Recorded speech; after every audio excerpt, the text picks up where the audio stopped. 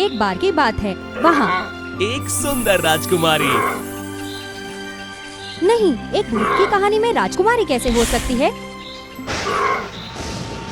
ये एक भूतिया घर था। लेकिन आज की हमारी कहानी उस घर के बारे में नहीं है, ये छोटी नैन्सी के बारे में है।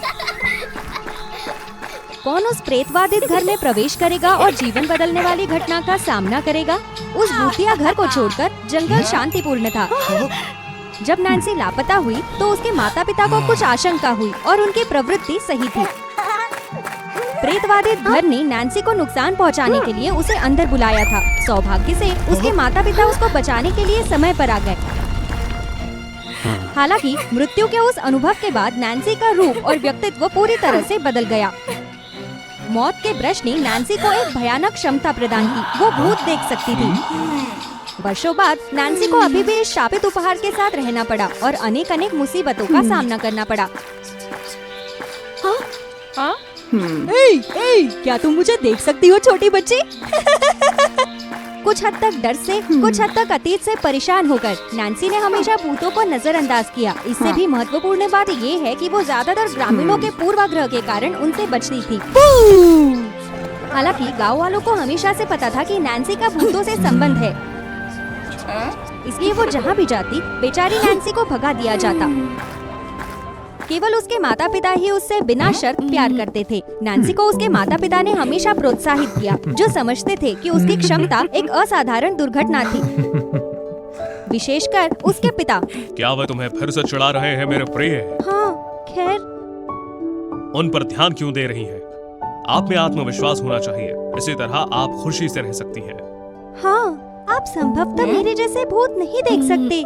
प्रोत्साहन के बावजूद नैन्सी अभी भी खुद से डरती थी और खुद को इस शापित क्षमता से छुटकारा दिलाना चाहती थी। एक दिन तक नैन्सी की मुलाकात टॉम नाम के एक युवा जादूगर से हुई। टॉम को भूतों द्वारा छेड़ा जाता देखकर नैन्सी ने शुरू से ही उसे अनदेखा करने की योजना बनाई, लेकिन उसकी करुणा ने उसे ऐसा करने से रोक दिया।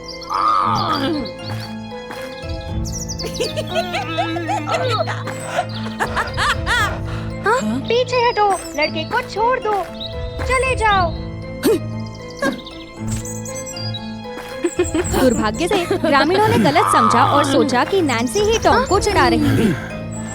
ग्रामीणों की नजरों में उन्होंने एक अनोखी नैन्सी को तैरती हुई वस्तुओं के बीच नाचते और हाव भाव दिखाते हुए देखा। रुको, रुको। मिस, क्या आप भूत देख सकती हैं? तो क्या हुआ? मुझे पता है, मैं अजीब हूँ। वास्तव में टॉम सिर्फ नैन्सी को उसे बचाने के लिए धन्यवाद देना चाहता था। टॉम खुद एक जादूगर था और वो समझता था कि नैन्सी की क्षमता स्वाभाविक रूप से बुरी नहीं थी। इसके अलावा एक समस्या भी है। ये पता चला कि टॉम की माँ गंभीर रूप से बीमार थी। टॉम को उसे ठीक करने के लिए एक सोल फूल ढूंढना पड़ा। ये फूल जीवित और मृत लोगों के बीच संबंध को तोड़ सकता है, अस्थायी रूप से उसकी माँ को पार करने से रोक सकता है। वहाँ तक पहुँचने के लिए हमें भूतों के मार्गदर्शन की जरूरत है। आप उन्हें नहीं देख सकती, लेकिन आप। क्या वो फूल भूतों को देखने की मेरी क्षमता ठीक कर सकता है? टॉम की पुष्टि की प्रतीक्षा करने के बाद नैन्सी तुरंत सहमत हो गई। वो ये मौका नहीं छोड़ सकती थी। नैन्सी की माँ ने यात्रा का विरोध नहीं किया। उसने उसे केवल अपने स्वास्थ्य पर ध्यान रखने की सलाह दी थी और चाहे कुछ भी हो, वो नैन्सी से प्यार करती थी। हालांकि नैन्सी के पिता असंतुष्ट लग रहे थे। आपने जो गलत किया है, आपको उसे ठीक करना होगा। तुम्हें दूसरों के पीछे क्यों भागना पड़ता है? लेकिन उन्होंने उसे रोका भी नहीं। सोलफुल गार्डन उस जंगल के भीतर स्थित था जहाँ नैन्सी को पहले नुकसान पहुँचाया गया था। नैन्सी थोड़ी झिझक रही थी, लेकिन फिर से सामान्य होने के विचार से उसे अपने डर पर काबू पाने के लिए दृढ़ संकल्पित कर दिया। लेकिन मुझे किस रास्ते से जाना चाहिए? जल्द ही दोनों का सामना अपने पहले भूत से हुआ, शेर के रूप में एक भयानक भूत। दौड़ो! आश्चर्य की बात ये है कि शेर के भूत ने उन पर हमला नहीं किया। ये दूसरे रास्ते पर जा रहा है। इसके बजाय इसने दोनों बहनों से इसके लिए कुछ करने का आग्रह किया। अंदर कुछ है। टॉम, क्या तुम? अपनी जादूगरी से टॉम ने पत्थर की पहेली को आसानी से हल कर लिया।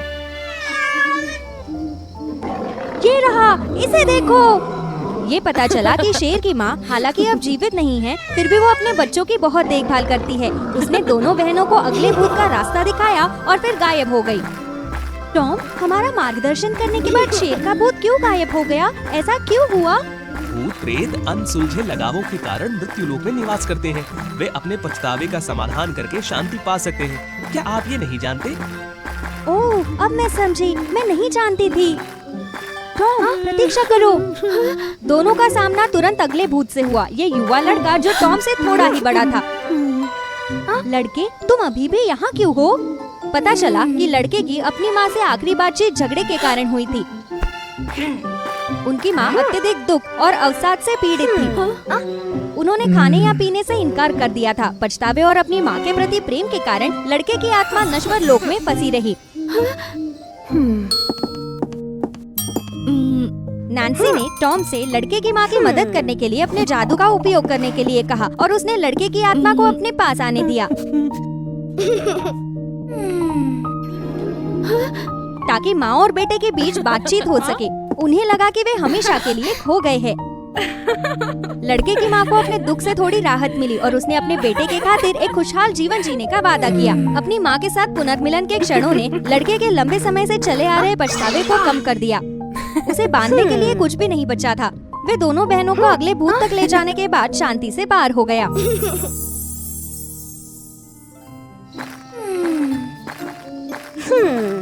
पिछला भूत कैसा दिखता था मिस नैन्सी? आपके जैसा, लगभग इतनी ही उम्र का, अभी भी जवान। तो फिर वो मेरे जैसा हैंडसम होगा। हाँ, बिल्कुल भी डरावना नहीं। ऐसा लग रहा था कि पिछले भूत ने नैन्सी की धारणा बदल दी थी। अब उसे समझ आया कि भूतों के भी इंसानों की तरह ही विचार और भावनाएं होती है।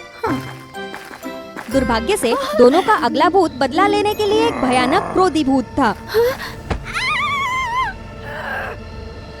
इस क्रोधी भूत की हत्या कर दी गई थी, लेकिन उस समय वो केवल हत्यारे का चेहरा ही अस्पष्ट रूप से देख सका था। उसका चेहरा याद रखने में असमर्थ ये बदला नहीं ले सका और इसके अनसुलझे पछतावे ने इसे नश्वर क्षेत्र में फंसा रखा। आसान, मैं उस व्यक्ति को ढूंढने के लिए एक जादू का उपयोग करूंगा। समस्या को समझते हुए दूसरा क्रोधी भूत इस अवसर को नहीं चूक सका। अरे नहीं, मैंने ऐसा करने के लिए नहीं कहा टॉम। इसे पूर्ववत करे, इसे अभी पूर्ववत करे। हालांकि टॉम का जादू पूरी तरह से घायल होने से पहले रिसेंटफुल भूत ने हत्यारे को ढूंढ लिया। तो ये सब आप ही थे। वो उस व्यक्ति पर हमला करने वाला है। हे भगवान, कुछ करो टॉम। सौभाग्य से टॉम समय पर क्रोधी भूत को पकड़ने में कामयाब रहा।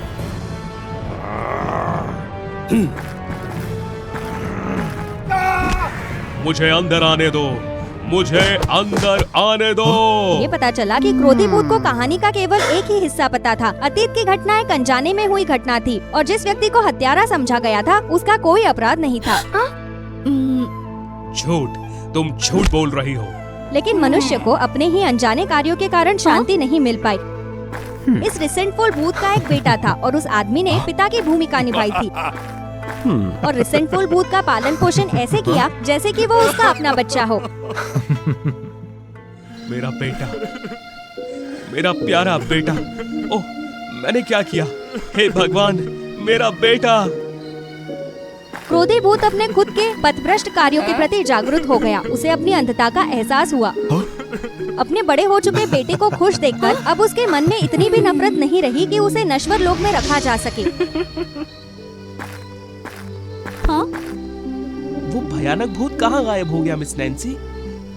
वो चला गया है। वो डराने वाला नहीं है, बस नफरत से भरा है। दोष के लायक से भी अधिक दयनीय है। ऐसा लगता है कि अब नैन्सी को बेचैन आत्माओं की मदद करने में भी खुशी महसूस होती है। वो अब उनसे नहीं डरती थी। सोलफुल गार्डन का रास्ता ज्यादा दूर नहीं था। ये वो गुफा थी जहाँ दोनों बहनों का सामना क्रोधी भूत से हुआ था। लेकिन ऐसा लग रहा था कि अभी भी एक आखिरी चुनौती उनका इंतजार कर रही थी। सोलफुल गार्डन की रखवाली करने वाला एक विशाल दानव था जो भी पास आने की हिम्मत करता था उसे निगलने के लिए तैयार था। एक राक्षस, वहाँ जादू करो, वहाँ टॉम। छूट गया। दूसरे तरीके से जल्दी करो, हे भगवान।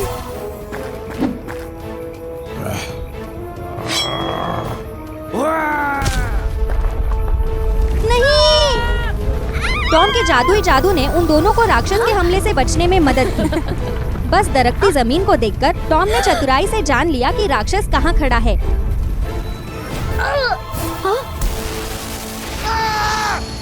हमने ये कर दिखाया, हम जीत गए। लेकिन राक्षस के साथ लड़ाई के दौरान टॉम ने गलती से सोल फूल गार्डन में आग लगा दी। युवा जादूगर ने अपनी गलती सुधारने की कोशिश की, लेकिन तब तक बहुत देर हो चुकी थी। और ये स्पष्ट नहीं था कि ये भाग्यशाली था या दुर्भाग्यशाली। केवल एक फूल रह गया। उस हताश समय में नैन्सी के भीतर स्वार्थ जाग उठा। ये तुम्हारी गलती है, तुमने सब कुछ बर्बाद कर दिया। ये फूल मेरा होना चाहिए। नहीं, ये राक्षस के कारण था, ये जानबूझकर नहीं था। मेरे निर्देशों का पालन न करना आपकी लापरवाही है। ये पूरी तरह से आपकी गलती है। ठगा हुआ महसूस करते हुए, विश्वास खोते हुए, एक पल में टॉम ने नैन्सी पर हमला करने का इरादा किया। लेकिन टॉम समझ गया कि ये उसकी अपनी गलती थी और इसके अलावा उसके दयालु हृदय ने उसे ऐसा करने से अनुमति नहीं दी। तुम आगे बढ़ो। अपराध बोध उत्पन्न हुआ, लेकिन नैन्सी के मन में स्वार्थ हावी हो गया। नैन्सी इसकी उम्मीद नहीं कर सकती थी। उसके पिता पूरे समय फूल के सामने चुपचाप खड़े रहे, मानो कहीं से आ रहे हो। नहीं नहीं, पिताजी यहाँ क्यों है? वे संभवतः यहाँ नहीं हो सकते। टॉम को कुछ समझ नहीं आया। वो नैन्सी के पिता को नहीं देख सका। नैन्सी के पिता दरअसल अब इस दुनिया में नहीं है। नैन्सी को दुख हुआ। बेशक वो इस सच्चाई को स्वीकार नहीं कर पा रही थी कि उसके पिता चले गए। इस प्रकार नैन्सी की नजर में वो हमेशा खुद को ये भ्रम में रखती थी कि उसके पिता अभी भी जीवित है। नैन्सी ने जो छुपाया हुआ सच सामने ला दिया है और मेरे जैसे कहानीकार अब आपको धोखा नहीं दे सकती। नहीं नहीं, पिताजी यहाँ क्यों है? वे संभवतः यहाँ नहीं हो सकते। क्या यही तुम्हारा इरादा है नैन्सी? क्यों नहीं? आप मुझे नहीं समझते पिताजी। क्या आप उस लड़के को उसकी माँ को खोने की योजना बना रहे हैं? ठीक वैसे ही जैसे तुमने मुझे खो दिया। लेकिन ये शक्ति, क्या ये अद्भुत नहीं है जब आप अन्य आत्माओं की मदद करते हैं? ऐसा लग रहा था कि अब नैन्सी को भूतों की मदद करने में खुशी का एहसास हुआ। भूतों का जो भी डर उसके मन में रहता था, अब उसकी जगह सहानुभूति ने ले ली है। और टॉम के लिए भी नैन्सी किसी और की तुलना में प्रियजनों को खोने का दर्द समझती है।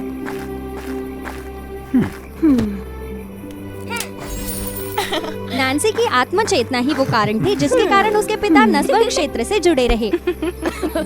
हाँ? पिताजी, तुम बड़े हो गए हो मेरे बच्चे। मुझे अब यहाँ रहने की जरूरत नहीं। अपनी माँ नैन्सी को मेरा नमस्कार भेजना। अब नैन्सी ने खुद को स्वीकार कर लिया था, अतीत के दर्द को स्वीकार कर लिया था। उसके पिता को मृत्यु लोक में पकड़कर रखने का कोई कारण नहीं बचा। आपकी क्षमता के बारे में क्या ख्याल है नैन्सी? मैं अब इससे नहीं डरती। इस ताकत से मैं फंसी आत्माओं की मदद करूंगी। दूसरों की राय के बावजूद मैं खुद रहूंगी। मुझे किसी और जैसा बनने की जरूरत नहीं है। चलो साथ चलते हैं। मेरी माँ तुम्हें जादू सिखाएगी। आप और भी अधिक आत्माओं की मदद कर सकेंगी। केवल अपने मतभेदों को स्वीकार करके, अतीत के दर्द को स्वीकार करके नैन्सी एक सार्थक और पूर्ण जीवन की शुरुआत कर सकी। और आने वाले समय में लोग अभी भी एक महान जादूगर की कहानियाँ सुनेंगे जिसने नश्वर क्षेत्र में फंसी आत्माओं को मुक्त करने के लिए अपना जीवन समर्पित कर दिया। और वो थी आज की भूत की कहानी। आपके सपोर्ट के लिए धन्यवाद। कृपया कुछ टिप्पणी छोड़ें और वो फेरी टेल्स की सदस्यता लें ताकि हम जल्द ही मिलियंस तक लोगों के पास पहुंच पाएं। हे भगवान, एक शक्तिशाली डिवाइन आंख सामने आई। कौन है ये बच्चे जो मिलकर ऐसी चीज बना सकते हैं? आज की कहानी जानने के लिए वो आप फेरी टेल्स को फॉलो करें। हिपाटिया एक अनाथ बच्ची थी जिसने बहुत छोटी उम्र में ही अपने माँ बाप को खो दिया था और तब से अपनी दादी माँ के साथ रहती थी। जन्म से ही उसकी गर्दन पर एक बड़ा सा बर्थ मार्क था। इस खासियत की वजह से गांव के लोग उस नन्ही लड़की को शक और अजीब नजरों से देखा करते थे। उन्हें लगता था कि वो दाग शैतान होने की निशानी और अपशकुन है। उसकी तरफ देखो, ये वही दाग वाली अशुभ लड़की है। उससे दूर रहो वरना उसके मनहूसियत से हमें भी नुकसान पहुंचेगा। जैसा उसके माँ बाप के साथ हुआ था।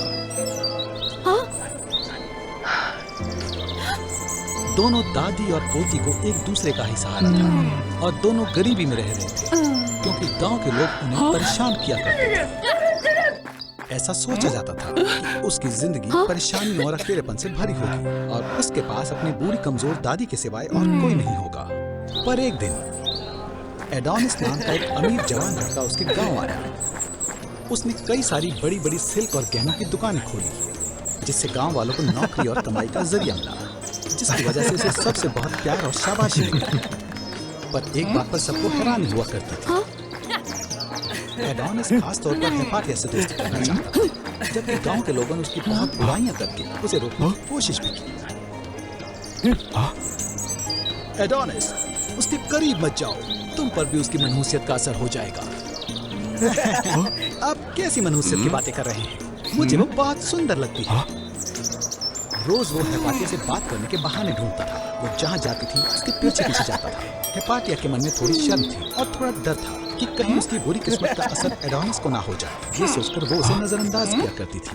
उस दिन जब हेपाटिया डेजर्ट में एक आइलैंड पर अपनी दादी के पास ले जाने के लिए बेरीज जमा कर रही थी, एडोनिस उसके पीछे आया और बात करने की कोशिश की। वो हेपाटिया के सामने आ गया और उसके रास्ते से हटने से इनकार कर दिया। एडोनिस की लगातार जिद करने से चिढ़कर हेपाटिया ने उठकर उसे पीछे धकेल दिया। एडोनिस उससे बचने के लिए पीछे होता जा रहा था, जिस वजह से हेपाटिया का बैलेंस बिगड़ गया और वो लगभग पानी में गिरने वाली थी। शुक्र है एडोनिस ने फौरन उसे पकड़कर पीछे खींच लिया। हेपाटिया को बचाने के बाद एडोनिस फिसलकर सीधा पानी में गिर गया। बदकिस्मती का असर उस पर हो गया।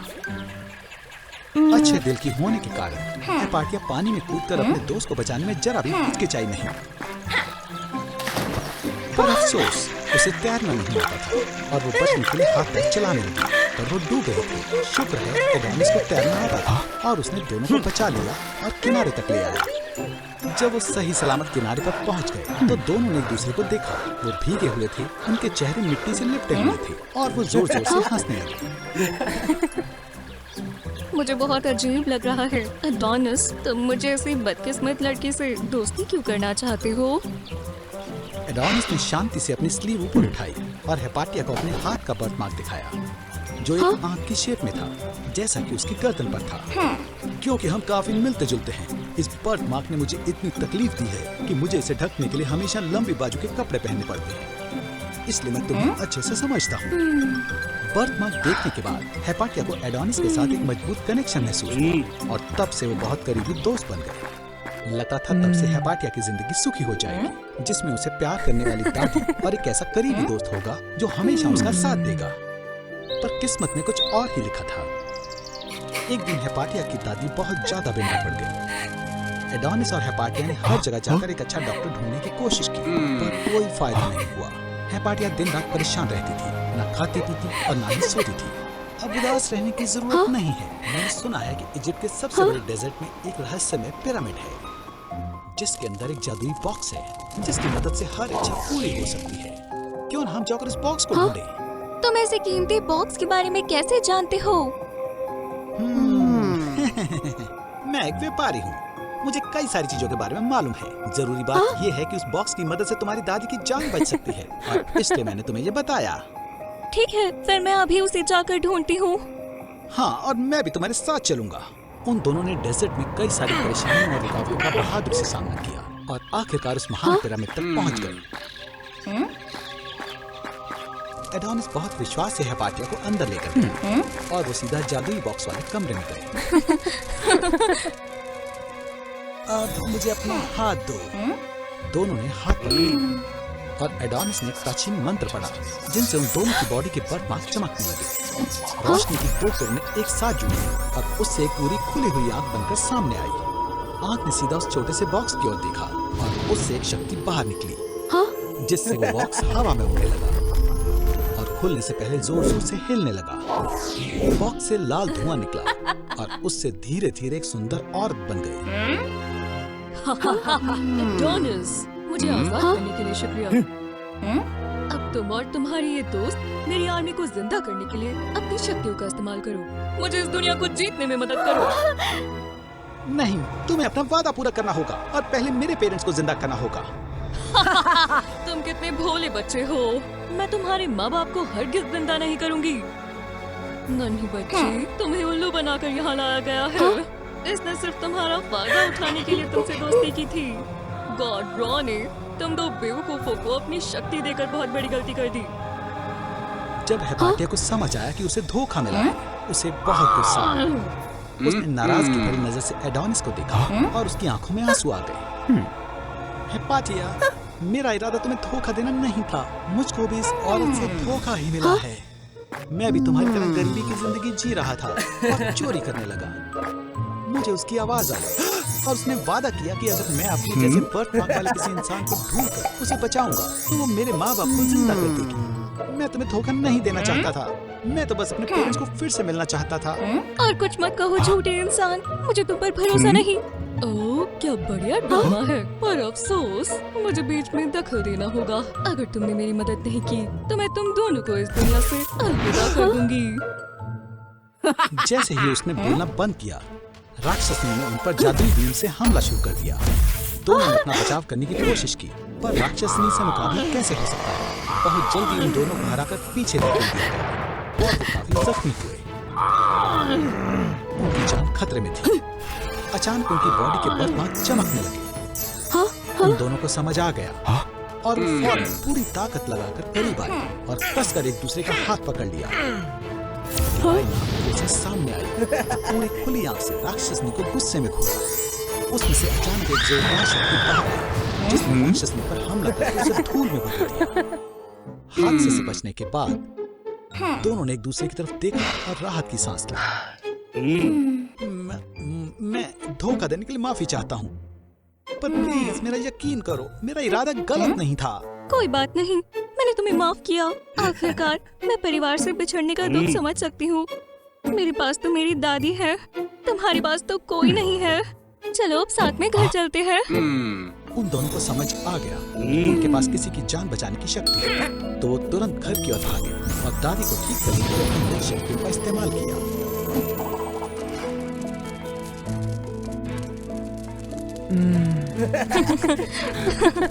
दादी माँ, क्या आप जानती थी इस बर्थ के पीछे कोई राज है? हाय, अब ये राज और छुपाया नहीं जा सकता। तुम दोनों की माँ बाप ने अतीत में राक्षसों को खत्म करने और इंसानियत को बचाने के लिए कुर्बानी दी थी। जब भी तुम्हारे बर्थ मिलेंगे तो उससे किसी को जिंदा करने की शक्ति भी मिलेगी और साथ ही खतरे में तुम्हारे पास अपना बचाव करने की शक्ति भी होगी।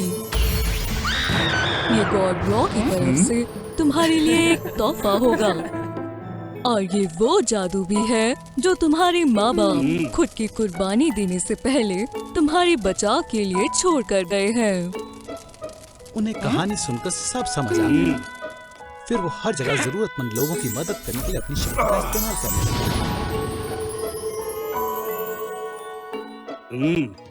लोगों को भी इन दोनों बच्चों से किए गए बुरे बर्ताव पर पछतावा हुआ और फिर वो उनकी इज्जत करने लगे। साथ ही इतना वक्त बिताने के बाद दोनों को एक दूसरे को प्यार महसूस हुआ और वो दोनों मिलकर दादी की देखभाल करने लगे और साथ में खुशी खुशी रहने लगे।